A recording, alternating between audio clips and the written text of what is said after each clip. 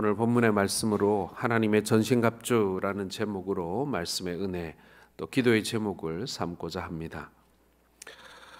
종교개혁자였던 마틴 루터의 설교 중에 재밌는 예화가 하나 있습니다.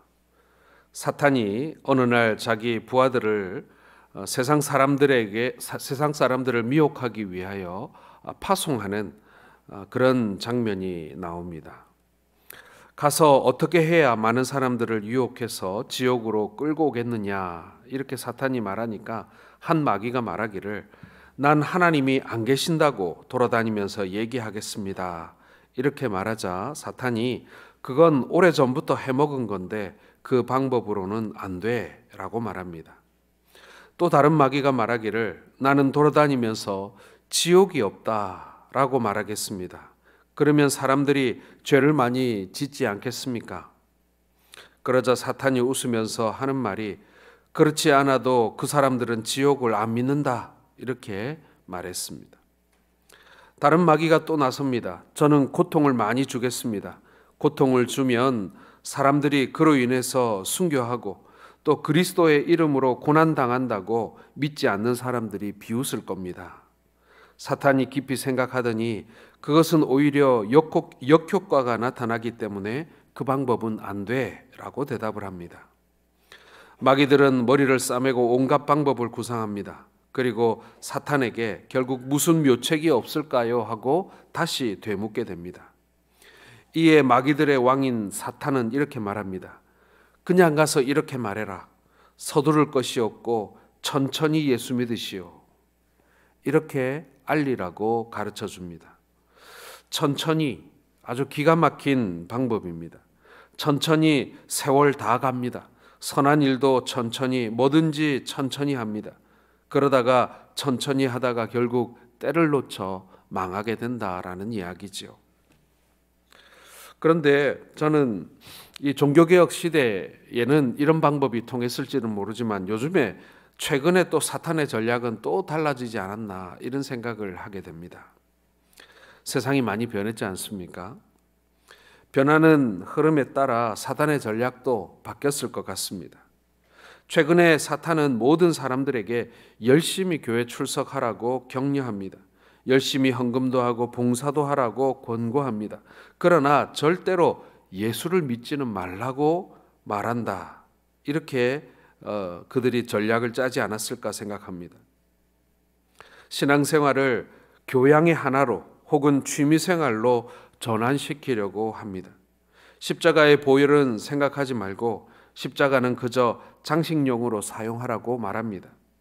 교인이 많은 것은 좋은데 그리스도인이 많아지지만 않으면 된다라고 말합니다. 21세기의 사단의 전략은 어찌 보면은 우리의 본질을 꿰뚫고 있지 않는가라는 생각을 하게 됩니다. 성경은 인간의 근본적인 적을 하늘에 있는 악한 영들이라고 말씀합니다. 우리의 적인 악한 영들은 인생의 갖가지 문제를 일으키고 우리의 행복을 파괴해버립니다. 원수 마귀는 우리를 무너뜨리려고 우는 사자처럼 삼킬 자를 찾고 또 이간자요 파괴자로 우리 가운데 다가옵니다. 이 악한 적들은 항상 우리의 약한 부분을 공략해 들어옵니다. 오늘은 우리의 약한 곳이 어딘가 그것을 한번 깨닫고 어떻게 마귀로 하여금 우리의 약한 틈을 공격하지 못하게 신앙으로 그것을 지켜낼 것인가에 대해서 함께 생각해보고 은혜 나누고 또 우리의 기도의 제목으로 삼고자 합니다. 첫 번째로 여러분 우리의 약한 틈이 무엇인가를 우리는 알아야겠지요. 자, 12절을 같이 읽겠습니다. 우리의 씨름은 혈과 육에 상대하는 것이 아니요 통치자들과 권세들과 이 어두움의 세상 주관자들과 하늘에 있는 악한 영들을 상대함이라. 자, 마귀는 언제나 우리의 약점을 노립니다. 그 약점은 매우 육체적이고 또 정신적이기도 합니다. 그 대표적인 사건이 40일 동안 광야에서 금식을 하신 그 예수님을 시험한 그 사건이 아닐까 생각을 합니다. 마귀는 예수님이 육체를 가지고 계시다라는 그 틈을 이용했습니다. 우리의 육체는 생존을 위한 기본적인 욕구들이 있습니다.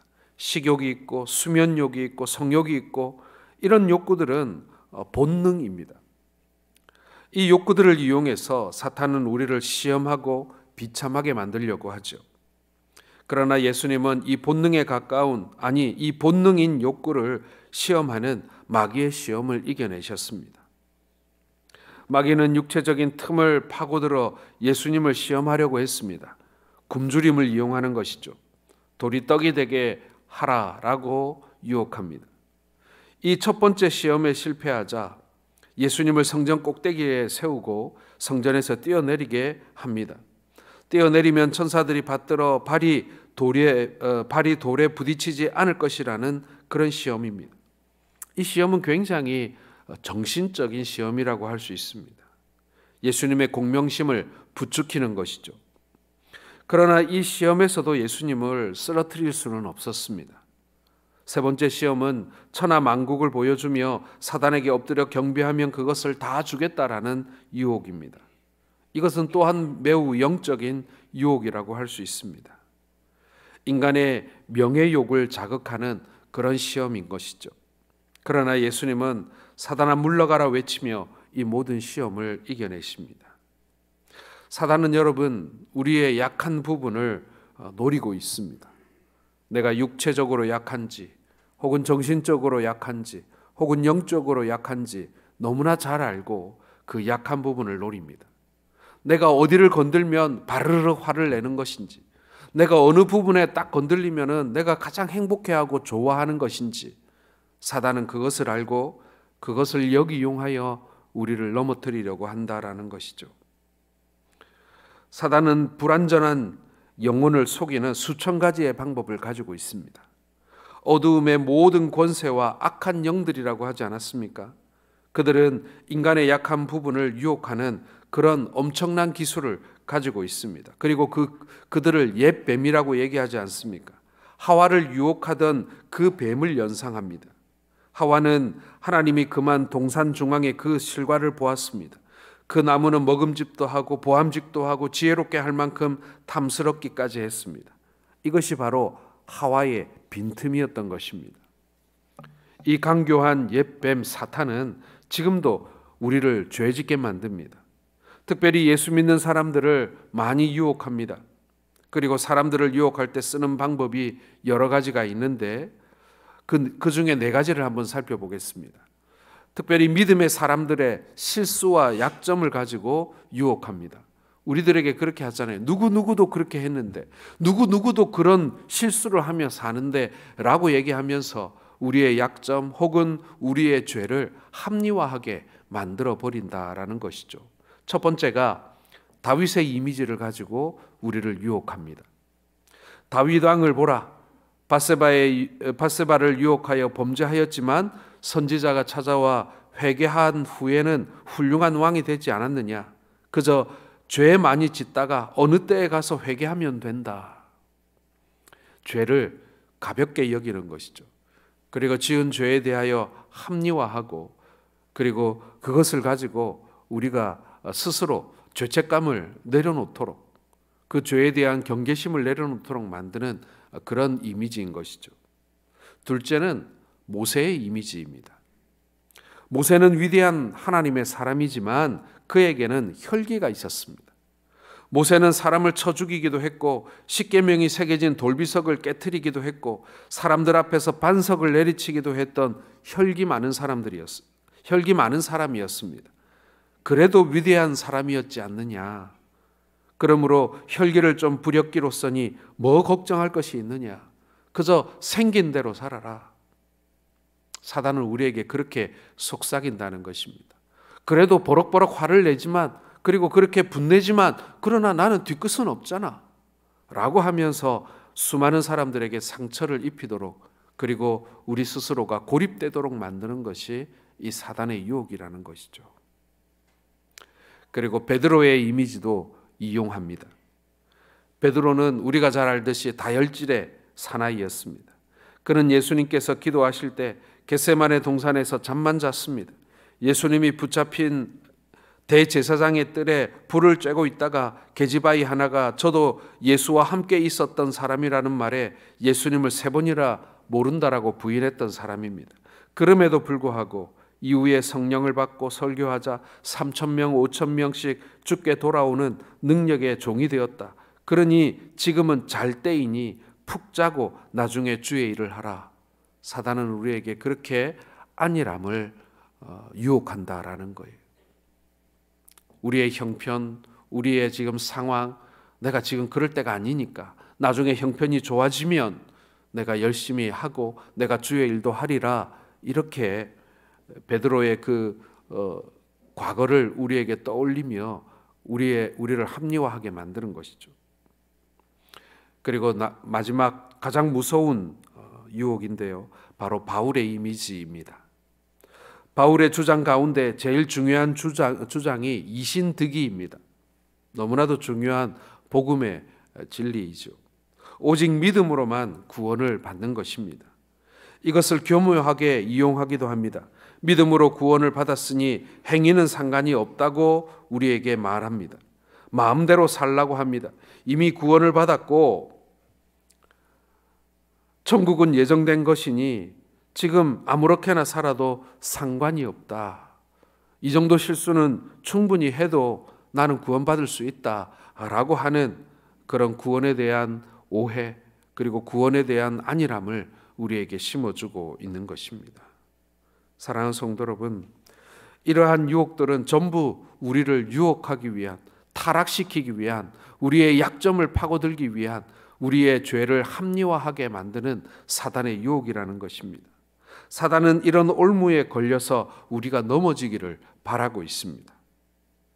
그러므로 사단이 우리를 넘보지 못하도록 우리는 하나님의 전신갑주를 취해야 한다라는 것이죠. 이러한 유혹을 이겨낼 수 있는 방법은 내가 가지고 있는 본성이나 혹은 나의 근본적인 선함이나 착함으로는 안 된다라는 거예요. 나의 의지나 혹은 나의 어떤 결단으로는 안 된다는 얘기죠. 바로 우리 주님의 도우심이 필요합니다. 두 번째로 여러분, 우리가 입어야 할 전신갑주가 무엇인지 그래서 우리는 알아야 한다라는 것이죠. 13절을 같이 읽겠습니다.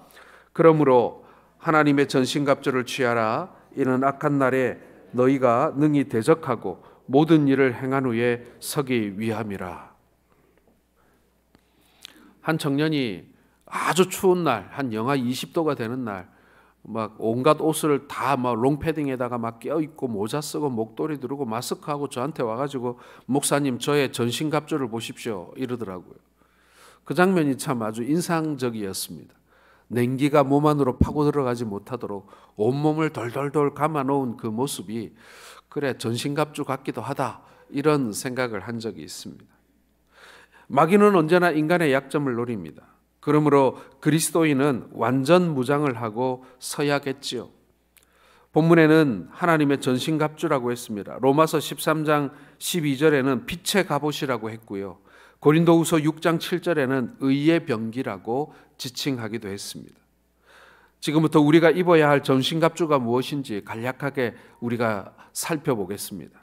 첫째는 진리와 진실성이 우리의 허리띠가 되어야 합니다.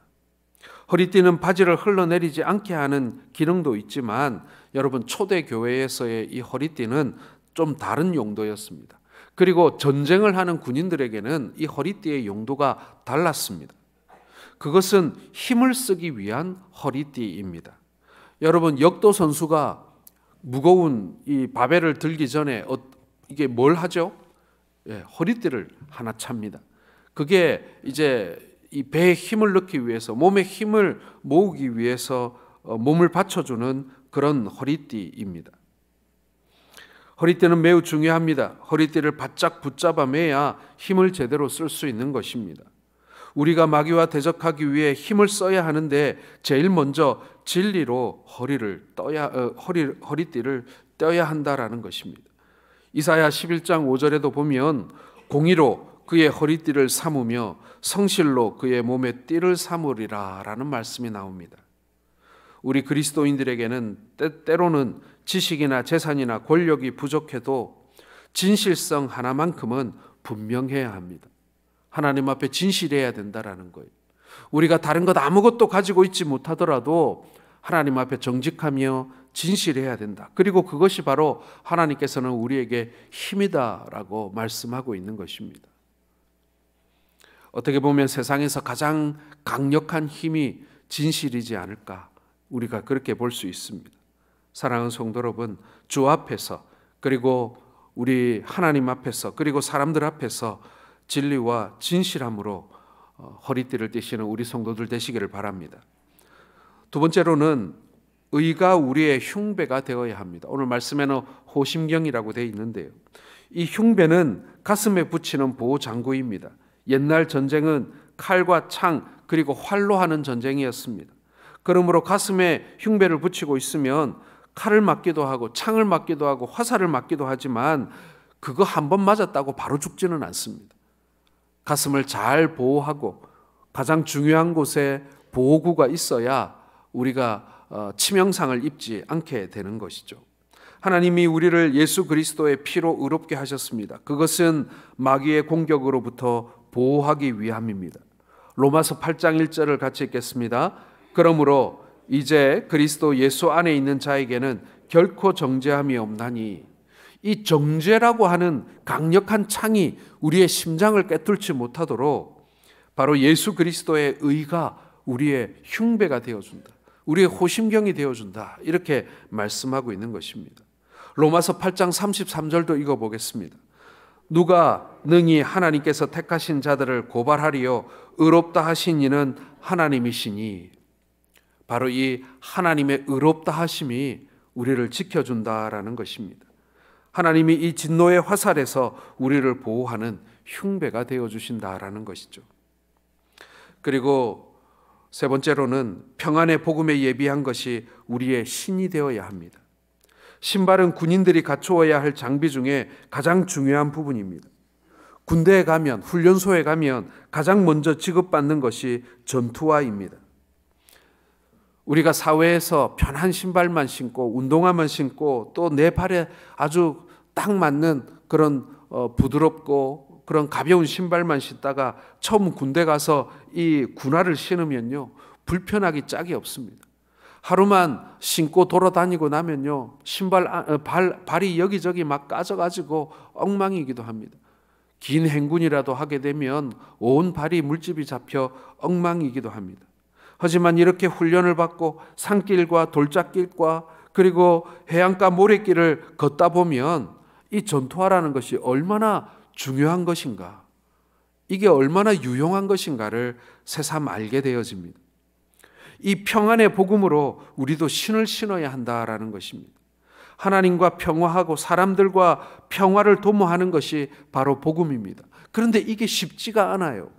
마치 군대에 가서 처음 전투화를 신으면 발이 여기저기 까이고 엉망이 되고 이것이 불편하고 무거운 것처럼, 여러분, 하나님과 평화하고 사람들과 평화하는 것이요, 정말 어렵고 힘듭니다. 그러나 이것이 우리에게 적응이 되고 이것이 익숙해지기 시작하면 이것이 얼마나 탁월한 것인가, 얼마나 강력한 무기가 되는가, 우리를 얼마나 온전히 보호해 주는가를 우리가 경험하게 된다라는 것입니다. 전투의 현장에 전투화를 신지 않고 운동화를 신고 뛰어간다, 이건 상상도 할 수 없는 일입니다. 전투화를 신지 않고 구두를 신고 이 싸움에 나아간다, 이건 말이 안 되는 일인 것이죠.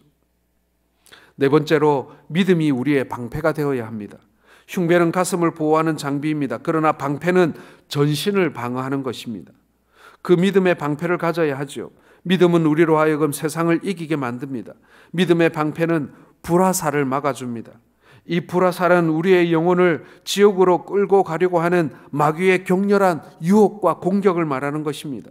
우리가 말씀의 근거에서 믿음으로 살고 그 은혜를 잊지 않으면 우리를 유혹하는 불화살을 우리는 다 막아낼 수 있다라는 것입니다.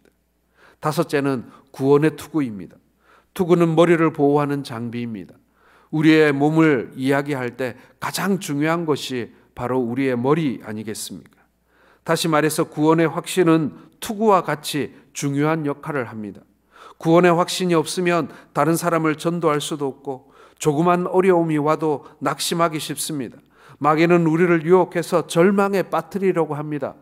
이 구원의 확신이 약해지고 흐려지도록 유혹합니다.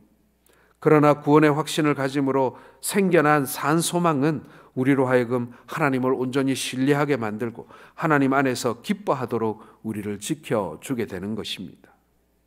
이것이 5번째 구원의 투구입니다. 마지막 6번째는 하나님의 말씀인 성령의 검입니다. 앞서 소개한 5개의 장비는 모두 보호 장비입니다. 그러나 이 성령의 검인 하나님의 말씀은 공격하는 무기입니다. 공격이 최선의 방어라는 말도 있지 않습니까? 우리가 마귀를 이기려면 이 성령의 검, 곧 하나님의 말씀을 갈고 닦아야 합니다. 성경을 많이 읽어야 합니다. 그리고 성경을 많이 알아야 합니다. 하나님의 말씀에 정통해야 합니다. 그리고 이 말씀을 암송하고 늘 우리 주변 가까이 두어야 합니다. 우리가 이 말씀을 확실히 알고 있으면 마귀는 어떤 공격도 우리에게 가할 수 없다라는 것을 알게 됩니다. 그리고 그 마귀를 단칼에 베어버릴 수도 있는 것이죠. 각종 이단의 유혹과 그리고 마귀가 우리로 하여금 공격하는 불신의 유혹을 단칼에 제어해 버릴 수가 있는 것입니다. 이제 마지막으로 여러분, 우리가 지금 말씀드린 이 전신갑주가 무용지물이 되지 않기 위해서 하나가 더 필요합니다. 바로 기도가 필요하다라는 것입니다. 18절을 같이 읽겠습니다. 모든 기도와 간구를 하되 이를 위하여 깨어 기도하기를 항상 힘쓰며 여러 성도를 위하여 구하라. 사도 바울은 십자가에 군사된 성도들이 원수된 사단 마귀와 싸워 이기기 위해서 반드시 전신갑주를 입어야 한다라고 얘기했습니다. 그런데 아무리 훌륭한 전신갑주로 무장하고 훈련했다고 해도 정작 싸울 때 힘이 없으면 그 모든 것이 무용지물 아니겠습니까? 사무엘상 17장에 보면 블레셋 골리앗과 대항하여 싸우러 나아가는 다윗에게 사울왕이 자신의 갑옷과 칼을 빌려줍니다. 그러나 그 갑옷과 칼은 이 소년 다윗에게는 너무나도 무겁고 거추장스러웠습니다. 그리고 그 갑옷을 벗어버리게 되지요. 아무리 좋은 왕의 갑옷과 무기라 할지라도 입는 사람이 그것을 감당할 힘이 없으면 그것은 오히려 큰 짐이 되고 마는 것입니다. 힘이 있을 때 갑옷도 도움이 되는 것 아니겠습니까? 여러분, 그 힘이 바로 믿음의 힘이고 바로 신앙의 힘입니다. 그렇다면 이 믿음의 힘, 신앙의 힘은 어디에서 비롯되는 것이겠습니까? 바로 기도입니다. 사람이 호흡하지 못하면 죽는 것처럼 성도들이 하나님과 교제 속에 기도하지 않으면 영이 파리하게 죽어가게 됩니다. 아무리 좋은 갑옷과 무기를 지녔더라도 기도가 없으면 우리는 힘을 쓸 수 없는 것입니다. 기도를 통하여 우리 안에 영적인 에너지가 생겨나고 전신갑주를 입고 싸워 이길 수 있는 그런 영적인 동력을 얻게 되는 것입니다. 사람이 죽으면 생전에 고인이 준비했던 수의를 입습니다. 그 수의라는 것이 좋은 것은 수백만 원에서 심지어는 수천만 원까지도 한다고 합니다. 그러나 아무리 좋은 것을 입었다 하더라도 소용이 없습니다. 왜요? 생명이 없으니까요. 기도가 호흡인 것처럼 믿는 자의 삶 속에 살아있는 생명인 것입니다. 신앙생활에 있어 기도는 아무리 강조해도 지나치지 않습니다. 기도는 여러분, 우리 신앙의 기본기입니다. 기본기가 안 된 선수가 아무리 많은 기술을 배운들 힘이 센들 경기에 이길 수 없는 것처럼 우리의 신앙도 마찬가지입니다. 내가 아무리 외향적인 부분이 드러나고 또 그것이 아주 보기 좋고 그리고 사람들에게 인정받는다 할지라도 이 신앙의 기본기, 이 기도가 없으면 정말 사상누각입니다. 하나님 나라에 도움이 되지 않을 뿐만 아니라 도리어 해를 끼치기도 합니다. 그러므로 이 기도의 기본기가 튼튼해야 합니다. 기도하지 않는 성도는 하나님의 자녀로서의 특권을 포기한 사람입니다. 믿는 성도에게 있어 죄 중에 하나를 더 추가하라면 기도 불사용죄라고 이름을 붙여볼 수도 있을 것입니다. 여러분, 기도하지 않는 것, 그것은 우리의 신앙에 치명적인 것입니다. 전신갑주를 입고 능력 있는 삶을 살기 위해서는 반드시 이 기도의 생활이 수반되어야 합니다. 기도 생활에서 승리해야 한다는 사실을 결코 잊지 마시기를 주님의 이름으로 축원합니다. 이제 신년 새벽기도회가 5일로 끝이 납니다. 그러면 우리의 기도의 생활도 끝이 나는 것입니까? 그렇지 않지요. 이것은 시작에 불과한 것입니다. 한 해를 우리가 잘 살기를 바라고, 새해에는 우리가 복받기를 바라고 형통하기를 바랍니다. 그러기 위해서는 여러분, 우리의 기도의 생활이 새로워져야 합니다. 우리의 기도의 생활에 새로운 결단이 필요합니다. 그래야만 그 모든 것을 얻을 수 있음을 기억하시기를 바랍니다.